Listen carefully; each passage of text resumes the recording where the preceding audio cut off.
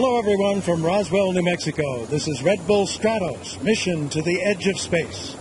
I'm Robert Hager, coming to you from Mission Control, where very shortly now, parachutist Felix Baumgartner hopes to begin his attempt to set a world record for a skydive, a freefall from a mind-boggling 23 miles high in the stratosphere, during which he also hopes to become the first human being ever to break through the sound barrier while falling.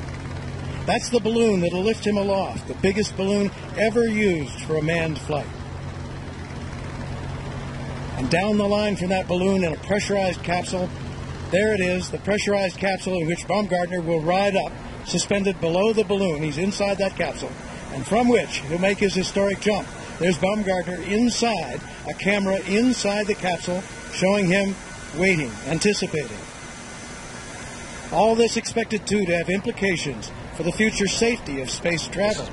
The science and engineering team assembled for the Red Bull Stratos project hopes to collect valuable data from today's jump to help find ways for astronauts, high-altitude pilots, or even one day space tourists to safely bail out in an emergency from altitudes higher than anyone has ever dared think of until now. So we're moments away from launch. And here's what will happen. There you see the balloon over on the left side of the screen, and the long tail, that's 200 yards of tail, a tether, and a parachute that will later be used to parachute the capsule down, attached to the capsule, which was way over on the right-hand side of the screen. And as we move through this, there'll be a delicate choreograph here. There's the capsule over on the right-hand side of the screen. You see the little crane.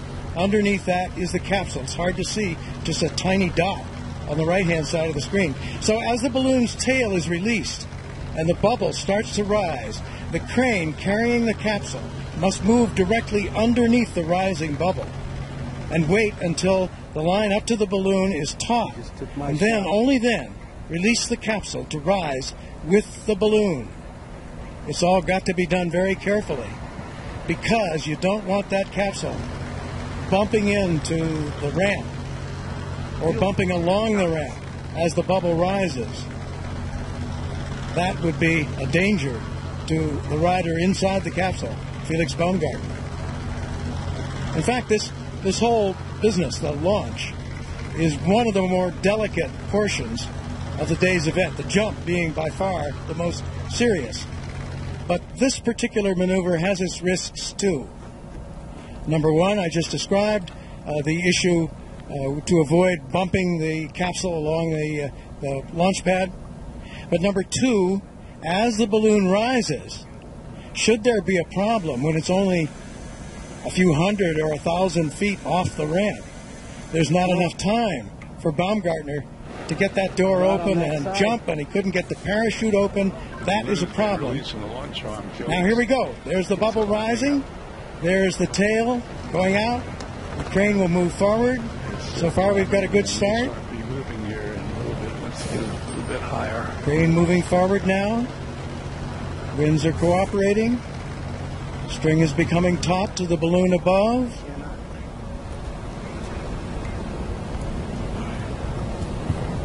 Taut waiting. Crane on the move now to get that line straight right underneath the bubble of the balloon, if the crane driver can. It's good so far. Beautiful shot there. There's the release. And there's the applause. A successful ride. And they're going up just great. Successful rise off the desert floor and the launching ramp here in Roswell, New Mexico. All right, we're still in a risky position here until they get 4,000 feet off the ramp. And the altitude that you're seeing there, we have the background color red to indicate a risk. The altitude that you're seeing, oh, there's the family. There's Felix Baumgartner's mother weeping at the joy of seeing that successful liftoff. His father is also there, came all the way from Austria. first time ever for this couple out of Europe came to see this beautiful launch. The day is off to a good start after a long delay. So I started to mention the altitude that you're looking at. Subtract in your mind 3,600 feet for the altitude of an airfield already. Right on track. Everything's looking so we good. want to get from 3,600 up to everything's green. about 7,600 to see him in the clear. Otherwise, as I say, there's very little space there for Baumgartner to get out of that capsule, get a parachute open and land. So this is a very important few moments. Got another couple of thousand feet, and then we'll be in the clear here. This is the first time in history a balloon of this size has been launched with a human being attached. And there, on the left-hand side of the screen, is Joe Kittinger. He's the other side of this story. 84 years old. Kittinger holds the present record for a jump from high altitude. 19 miles up. He jumped back in 1960. So 52 years ago, he set what still stands as the world's record for the highest jump from a balloon. Also fastest free fall at 614 miles an hour, and the longest lasting free fall. Joe's was 4 minutes and 38 seconds. So Joe's been key in this whole effort here. He holds Baumgartner's hand through this whole mission, and he is the one who will be communicating with Baumgartner exclusively. Only Joe Kittinger goes on the radio to talk with Felix Baumgartner to avoid confusion, and this is all at Baumgartner's wish. Let's listen to some of the chatter here.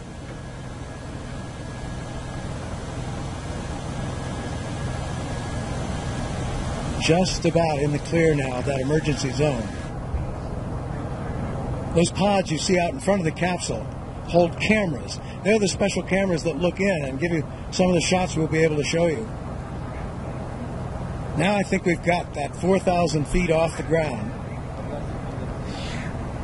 Godspeed. So we're pretty much out of the worst of the danger zone. And still rising. There is the Baumgartner family and some friends who came with them from Austria, outside of Mission Control, looking up.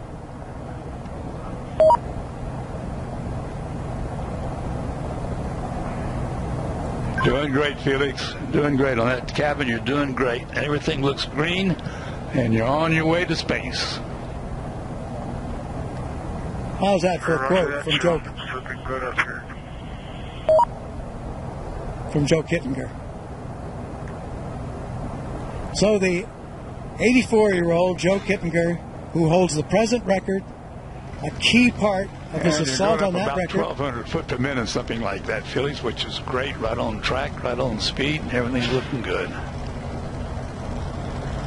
And there is a shot from one of those camera pods outside the capsule. And looks like Baumgartner may have put, can't tell for sure, whether that's a reflection or may have put a sunscreen over the door. So you see there the vertical track now. He's ascending at more than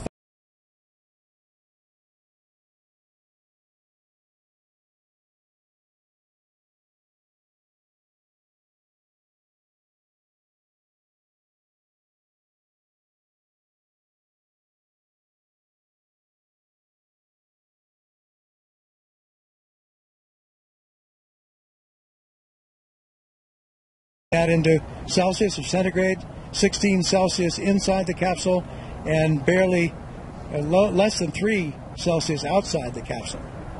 Farther up today, the temperatures go down to near 90 below. That's at 70,000 feet up. But the capsule stays warm.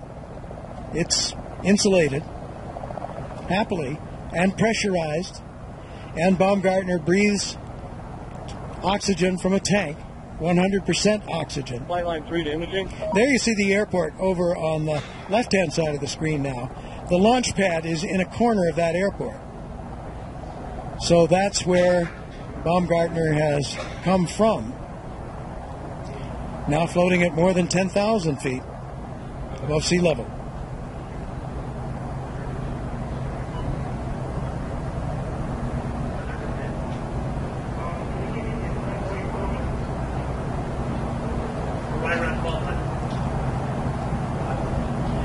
There you see the capsule, and there's mission control. So you see the capsule over on the right, mission control, where the front guard of the 300 people on the ground who are working to support this mission operate from.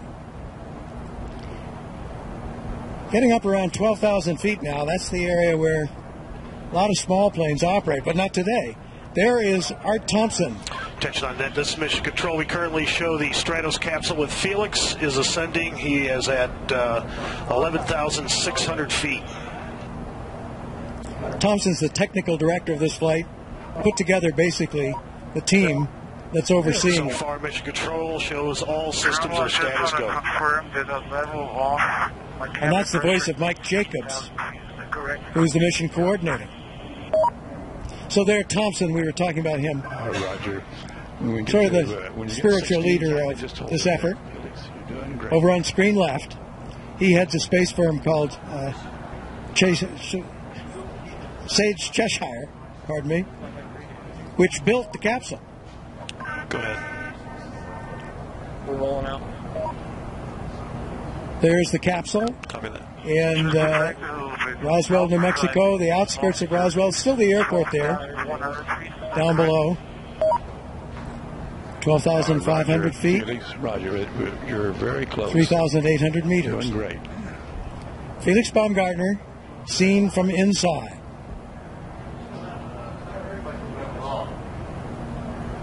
And there's a bit wider shot there. You see where he has his checklists posted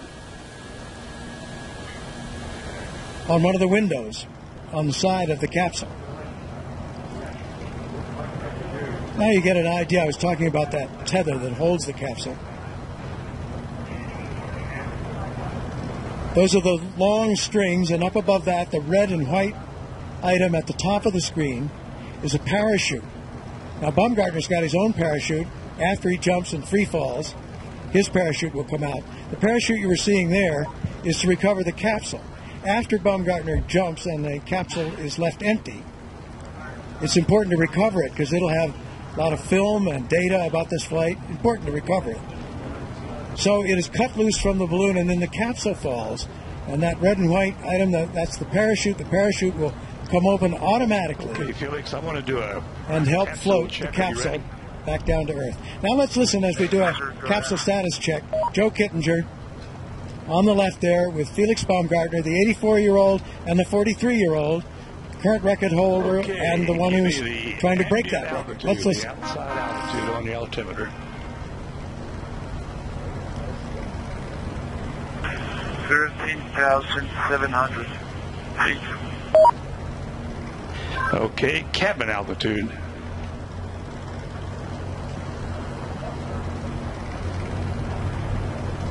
$12,800.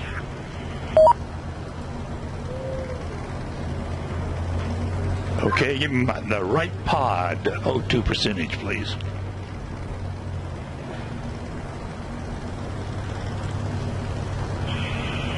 $23.2.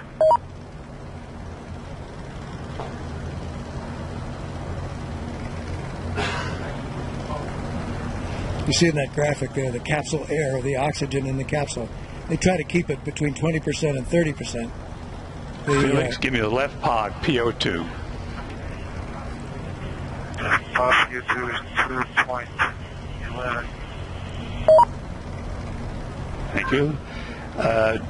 Give me the liters per minute flow on your nitrogen. Are you open the flow valves, or give me that liters per minute on the N2?